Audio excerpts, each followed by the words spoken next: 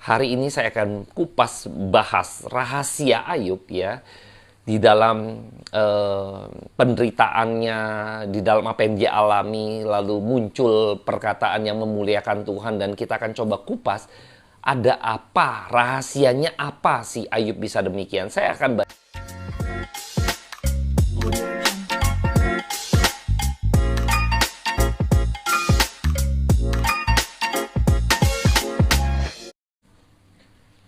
Shalom, selamat malam buat teman-teman dan rekan-rekan sekalian. Kembali saya menyapa kita semua pada kesempatan malam hari ini. Kita tetap di rumah saja dan kita tetap kembali mau belajar firman Tuhan. Dan pada malam hari ini seperti biasa, saya sudah ditemani oleh kopi saya, secangkir kopi ya. Nah, saya seperti biasa ya menyapa kita semua untuk boleh tetap kembali dihangatkan oleh kebenaran firman Tuhan. Dan seperti biasa saya seruput dulu kopinya.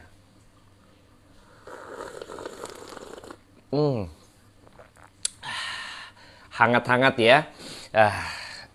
Sedap ya. Jadi teman-teman bisa buat kopi di rumah saja. Dan pada malam hari ini saya akan membahas kehidupan Ayub ya.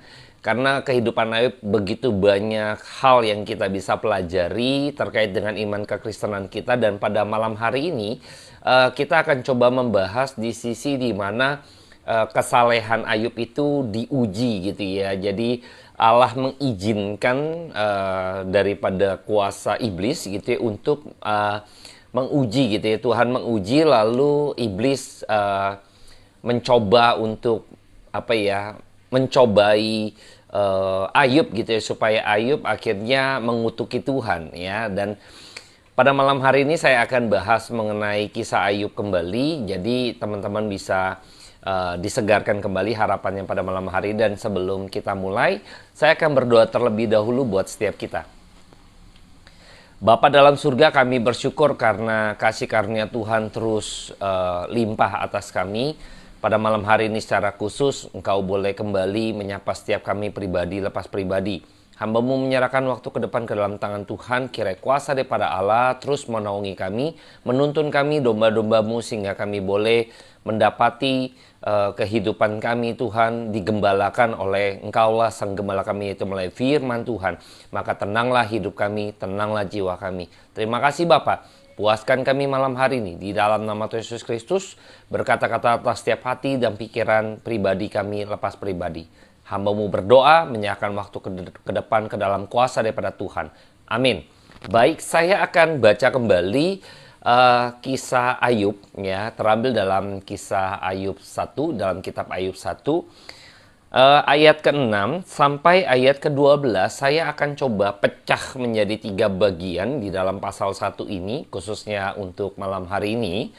Saya akan bacakan bagian pertama, Ayub 1 ya, ayat yang ke-6 sampai ke-12. Pada suatu hari datanglah anak-anak Allah menghadap Tuhan, dan di antara mereka datanglah juga iblis. Maka bertanyalah Tuhan kepada iblis, "Dari mana engkau?" Lalu jawab iblis kepada Tuhan, "Dari perjalanan mengelilingi dan menjelajah bumi." Lalu bertanyalah Tuhan kepada iblis, "Apakah engkau memperhatikan hambaku Yakub?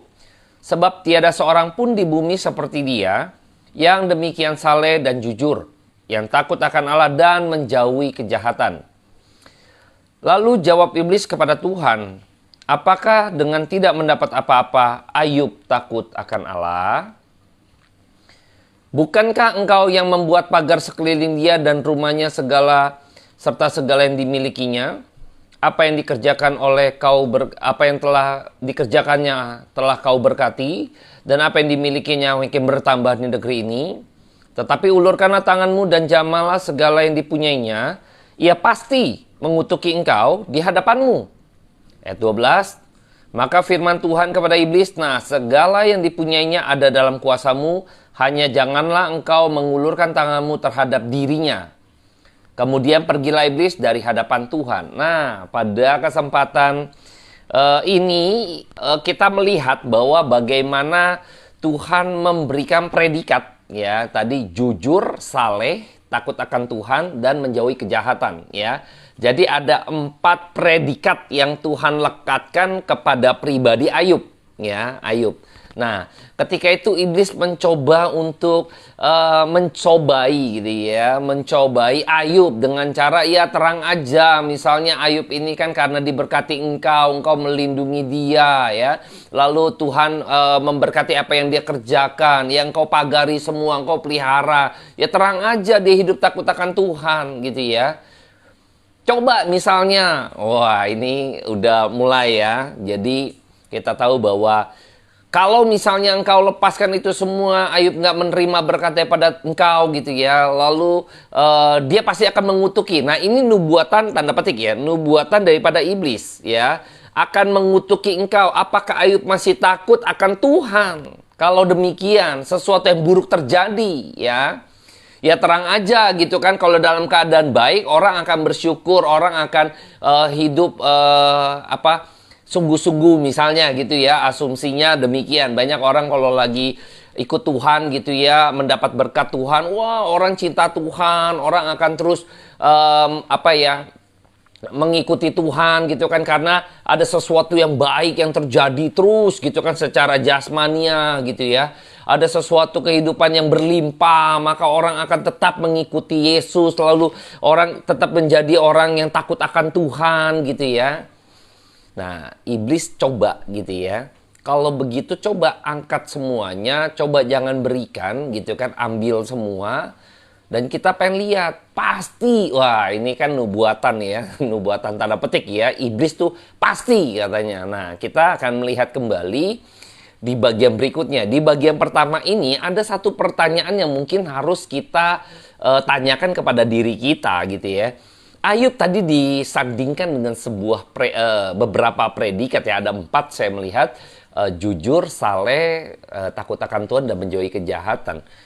Pertanyaannya begini, kalau ya Tuhan gitu ya berbicara kepada iblis ya, lalu menyebut nama kita, kira-kira nih ya, Tuhan itu memberikan predikat apa dalam diri setiap kita ya? Nah, ini menarik ya.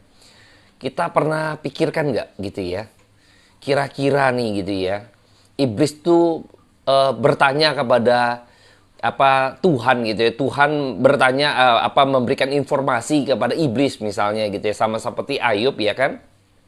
Kira-kira predikat apa yang Tuhan sandingkan, yang Tuhan berikan atas pribadi kita dengan nama kita ya. Sama seperti Ayub tadi ya, disandingkan dengan predikat jujur, saleh, hidup takut akan Tuhan, menjauhi kejahatan gitu ya. Nah ini bagian ini juga kita coba bertanya kembali deh. Kira-kira Tuhan tuh mempredikatkan apa nama saya di hadapan Tuhan tuh, kita punya predikat apa sih di hadapan Tuhan gitu ya. Tuhan sandingkan apa, Tuhan sematkan apa gitu ya. Ini harus kita pikirkan ya. Saya khawatir gitu ya sebenarnya dalam iman kekristenan kita jangan-jangan tidak menjadi bagian gitu ya. Ini celaka gitu ya. Kalau kita tidak menjadi bagian daripada kerajaan Allah tentunya ya.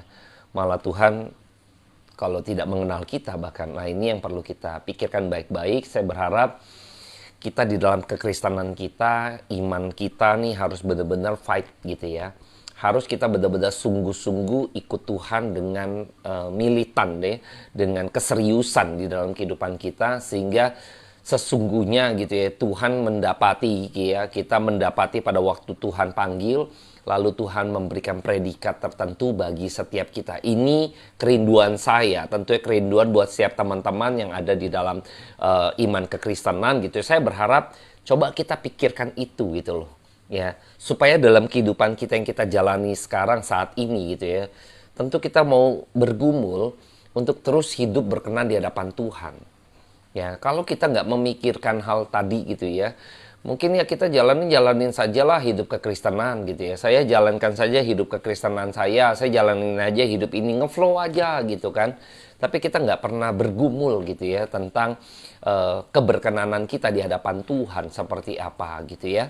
Jadi saya berharap kita bertumbuh semakin dewasa iman kita, sehingga kita boleh memiliki keseriusan, kesungguhan untuk menjalankan kehidupan iman Kristen kita di dalam hidup yang Tuhan percayakan sampai hari ini, gitu ya. Sampai yang akan datang Tuhan panggil kita, ya. Jadi kita mempertanggungjawabkan kehidupan kekristenan kita, ya.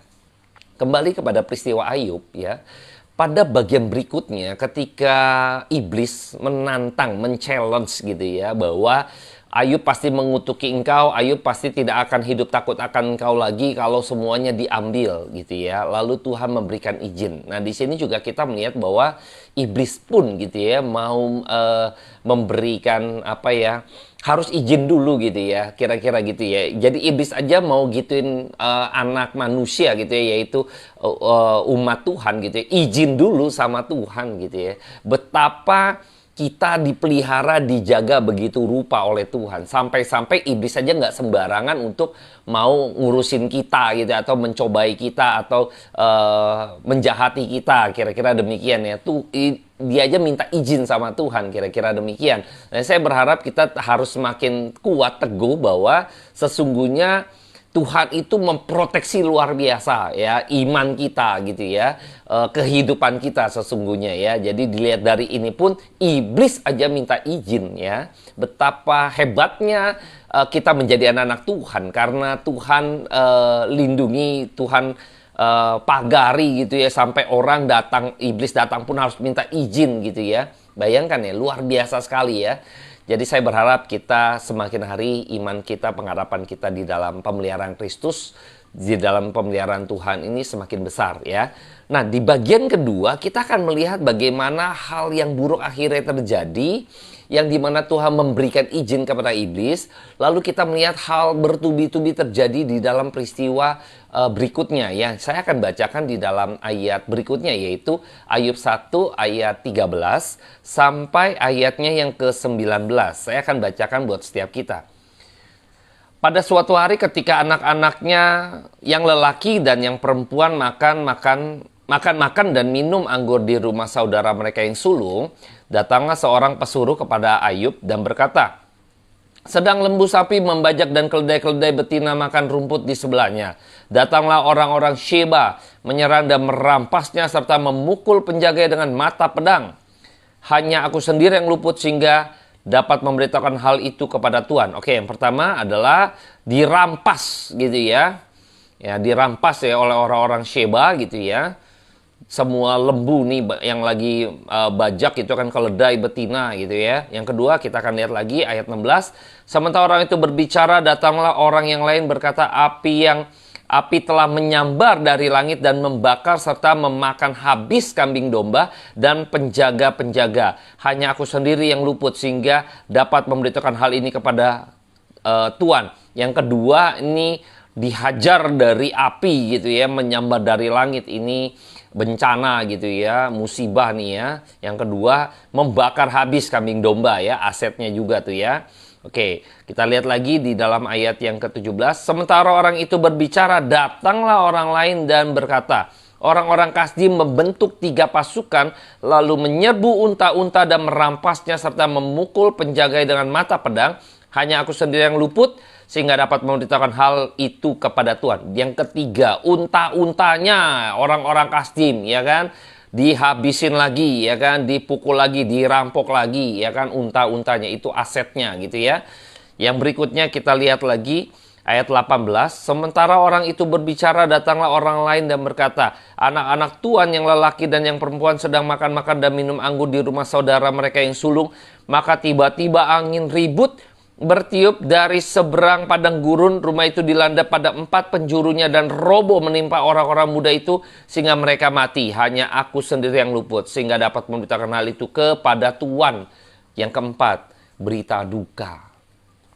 Anak-anaknya mati, dihajar oleh bencana alam gitu ya, kira-kira gitu ya, angin dan sebagainya gitu ya. Bayangkan peristiwa yang tadi ini berturut-turut sekejap. Bayangkan ya, sekejap saja gitu ya. Seketika itu saja.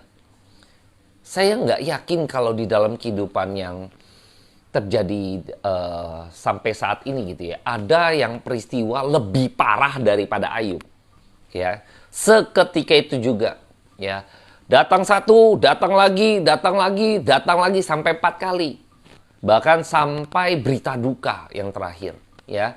Ini tentu membuat Ayub sangat kehilangan, bukan bicara kehilangan harta bendanya atau asetnya saja, tetapi kehilangan anak-anaknya. Bayangkan. Ini bukan sekedar bangkrut kolaps, tapi juga duka, ya, mendalam tentunya, ya, kehilangan seorang anak. Bayangkan semua anaknya ada 10 mati gitu, ya. Bayangkan pada hari yang sama. Ini tentu sesuatu yang paling mengerikan, yang paling penderitaan yang paling di zaman Ayub sampai sekarang saat ini, saya percaya penderitaan yang paling lengkap sepertinya gitu, ya, yang diderita oleh Ayub gitu, ya.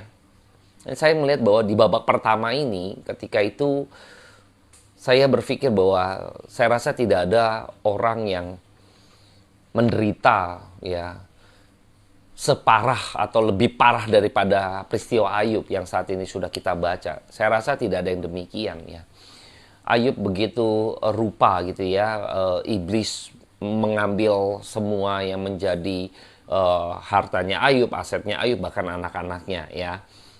Bayangkan, ya, ini gambaran yang tentu kita seringkali ya, dalam peristiwa ini, ya, kita seringkali membandingkan bahwa hidup saya ini, wah, gue tuh orangnya susah banget, kita penderitaan, gue begini, begitu. Kita sebutkan penderitaan kita. Kalau kita lihat potret daripada Ayub, mungkin kita harus malu, ya, malu. Karena penderitaan yang kita alami, yang kita berasa bahwa saya ini yang paling menderita gitu, ya, itu gak ada apa-apanya sebenarnya, ya. Harusnya kita malu, ya. Ayub lebih parah dari hidup saya. Ya, paling seketeknya doang. Ya, kita apa sih penderitaannya sampai sedemikian? Ada yang lebih parah dari Ayub? Kalau tidak ada lebih parah daripada Ayub, saya rasa kita berhenti untuk menggerutu. Kita berhenti untuk mengasihi diri. Ya, kita berhenti untuk mengasihi diri. Seringkali saya banyak jumpai, setiap kita tuh mungkin istilah sekarang tuh baper, ya. Kita terlalu mengasihi diri kita. Seolah-olah saya ini orang yang paling menderita di dalam dunia ini. Maka Tuhan lihatlah saya gitu, ya. Kita terlalu melankolik, terlalu baper gitu, ya. Padahal mungkin hanya diputusin pacar gitu misalnya. Aduh, ampun gitu, ya. Tetapi kita berasa bahwa kita lah yang paling menderita saat itu gitu, ya. Nah, ini udah aneh gitu, ya. Kita ini harusnya malu, ya. Nah, kita akan lihat di bagian berikutnya bagaimana respon Ayub, sikap Ayub, dan hari ini saya akan kupas bahas rahasia Ayub, ya, di dalam penderitaannya, di dalam apa yang dia alami, lalu muncul perkataan yang memuliakan Tuhan, dan kita akan coba kupas ada apa, rahasianya apa sih Ayub bisa demikian. Saya akan bacakan kembali di dalam ayat berikutnya, yaitu Ayub 1 ayat ke-20 sampai ayatnya yang ke-22. Maka berdirilah Ayub lalu mengoyah jubahnya dan mencukur kepalanya, kemudian sujudlah ia dan menyembah. Katanya, dengan telanjang aku keluar dari kandungan ibuku, dengan telanjang juga aku kembali ke dalamnya. Tuhan yang memberi, Tuhan yang mengambil, terpujilah nama Tuhan. Dalam kesemuanya itu Ayub tidak berbuat dosa dan tidak menuduh Allah berbuat yang kurang patut. Nah, Ayub tidak mengeluarkan satu pemikiran atau perkataan yang ada di dalam pikiran yang terkonfirmasi dalam perkataannya bahwa dia mengatakan sesuatu yang Allah melakukan sesuatu yang tidak patut. Bayangkan, ya. Kalau kita ya, ini kecenderungan kita, waktu saya kayaknya sudah menjalankan kehidupan saya dengan sebaik-baiknya, ikut Tuhan, ikut persekutuan, ikut doa, ikut melayani, ikut penginjilan, dan lain sebagainya. Lalu ketika kenyataan hidup, yang terjadi adalah sesuatu yang tidak menyenangkan, penderitaan, saya malah sakit gitu kan, saya malah kehilangan pekerjaan misalnya, dan lain sebagainya, seakan-akan bertubi-tubi gitu, ya, seakan-akan gitu, ya. Lalu kita langsung berargumen kepada Tuhan, Tuhan, why you do this to me, gitu kan, kenapa Tuhan kau lakukan itu kepadaku? Mungkin kita akan demikian ya. Merasa bahwa Tuhan, saya udah lakukan apa mau Tuhan loh. Saya ikut ini, saya serius. Kenapa Tuhan? Ya, jadi kita berargumen, paling enggak melakukan pembelaan diri kepada Tuhan. Ya, ini Ayub tidak demikian. Kita seringkali mungkin demikian ya. Kita mungkin hari ini belajar banyak dari kisah Ayub. Ayub nggak mengeluarkan sesuatu yang kayaknya Tuhan nggak patut nih lakukan ini. Bayangkan ya, tadi disandingkan 4 predikat paling tidak. Saleh, jujur, takut akan Tuhan, menjauhi kejahatan. Bayangkan, dia nggak mengeluarkan kata-kata Tuhan nggak. Masa saya pantas dapat ini? Apakah orang jujur, orang saleh, takut akan Tuhan, dan menjauhi kejahatan saya dapat hal ini Tuhan? Kita akan coba berargumen ya. Tapi Ayub tidak demikian. Ayub tidak demikian. Nah, nubuatan tadi, tanda petik ya, dari iblis bahwa pastilah dia akan mengutuki engkau di hadapanmu. Nah, terkonfirmasi, dipatahkan segala nubuatan iblis itu yang nggak jelas gitu ya. Akhirnya kemenangan terjadi ketika Ayub memuliakan Tuhan. Terpujilah Allah. Saya akan kutip kembali. Tuhan yang memberi, Tuhan yang mengambil, terpujilah nama Tuhan. Memuji nama Tuhan di dalam setiap penderitaan yang barusan saja dia alami secara berturut-turut sampai dalam kedukaan. Bayangkan. Apa rahasia Ayub sehingga Ayub mampu memuliakan Tuhan, tetap memuji Tuhan, terpujilah Tuhan. Ini sulit tentunya ya. Tapi hari ini kita akan coba lihat rahasia dari mana Ayub bisa memiliki sebuah ungkapan memuliakan Tuhan di tengah-tengah kegelapan ya. Masa-masa yang begitu suram ya.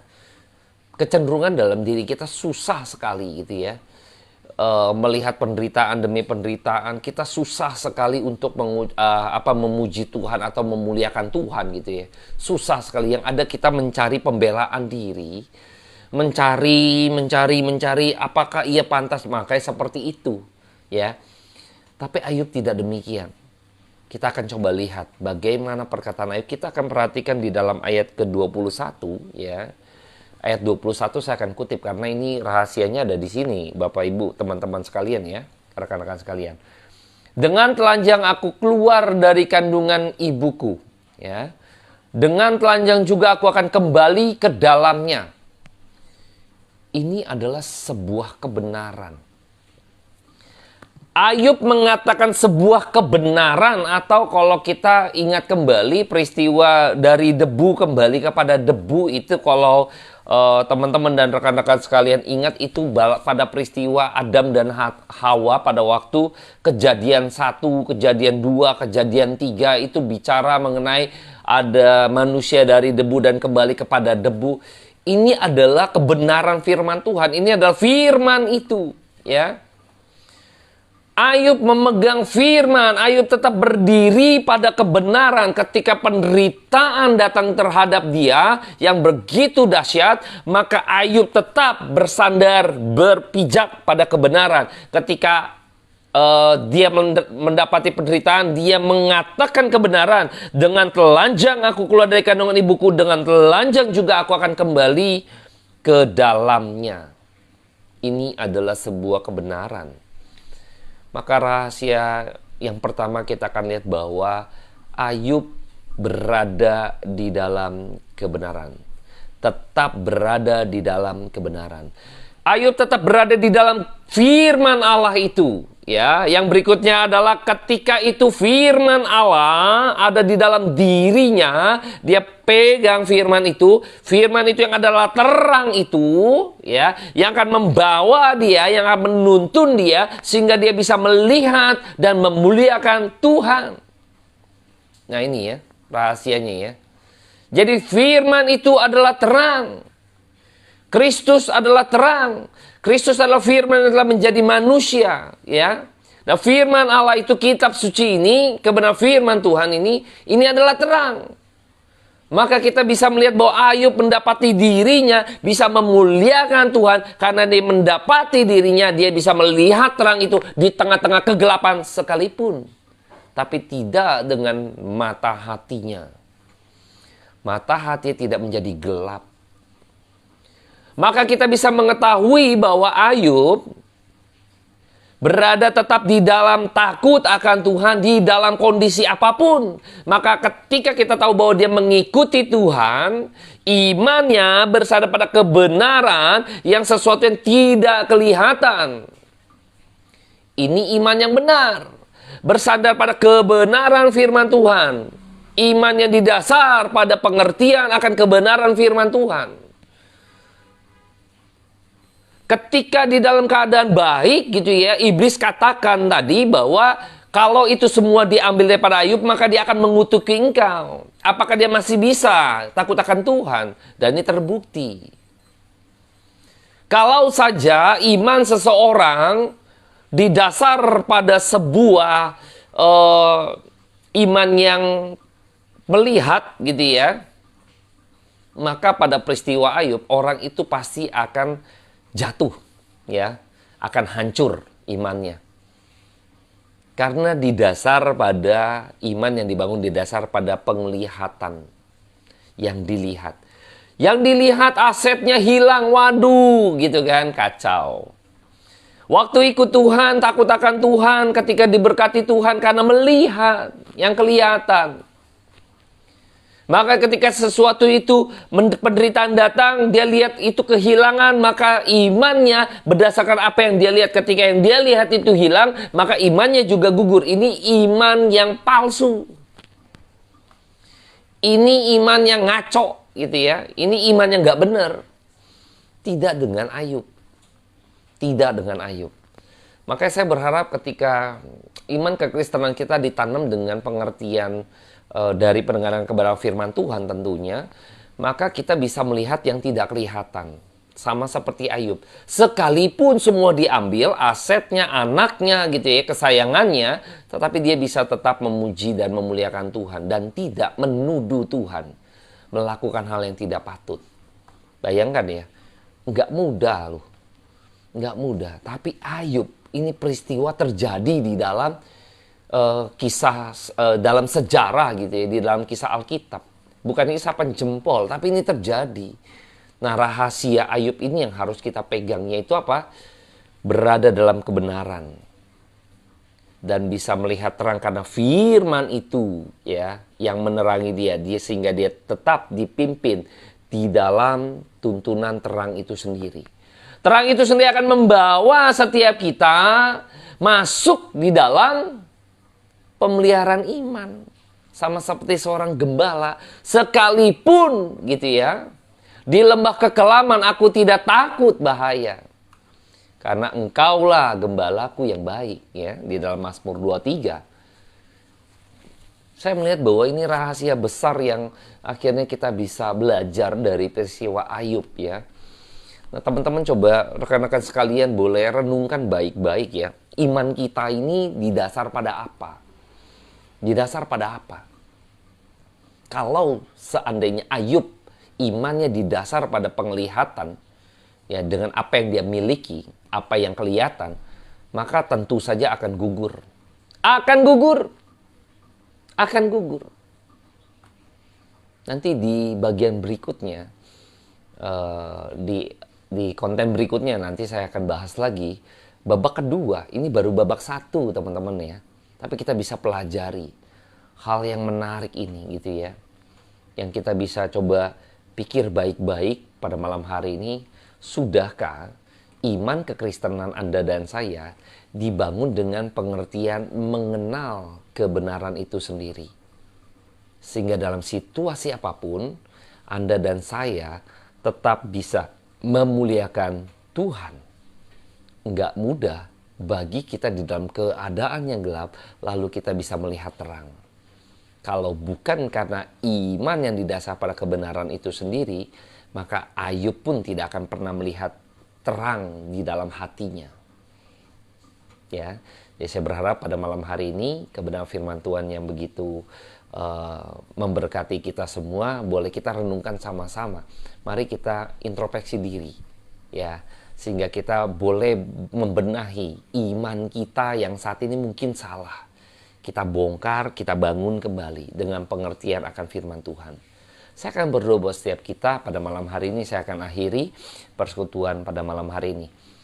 Bapak, terima kasih buat kebenaran firman Tuhan yang terus boleh mengajar kami betapa kami bisa melihat peristiwa Ayub, bagaimana kebenaran memimpin hidupnya. Ketika firman itu, terang itu sendiri yang membawa dia untuk bisa dia terus melihat terang dan memuliakan Tuhan, memuji Tuhan di dalam situasi kegelapan apapun. Ajar kami Tuhan untuk membangun iman kami. Tuntun kami agar iman kami dibangun dari pengenalan akan kebenaran firman Tuhan yang adalah terang itu sendiri. Sehingga kami mampu melihat terang di dalam kegelapan kehidupan kami Tuhan. Terima kasih Bapa. Kami serahkan waktu kami ke dalam tangan Tuhan untuk diberkati oleh kebenaran firman Tuhan yang menuntun setiap kami, membawa kami kepada iman yang benar. Terima kasih ya Tuhan Yesus. Dalam nama yang kudus kami berdoa dan mengucap syukur. Amin. Oke, terima kasih buat teman-teman yang sudah berbagian dan join. Tuhan Yesus memberkati. Seruput dulu kopinya.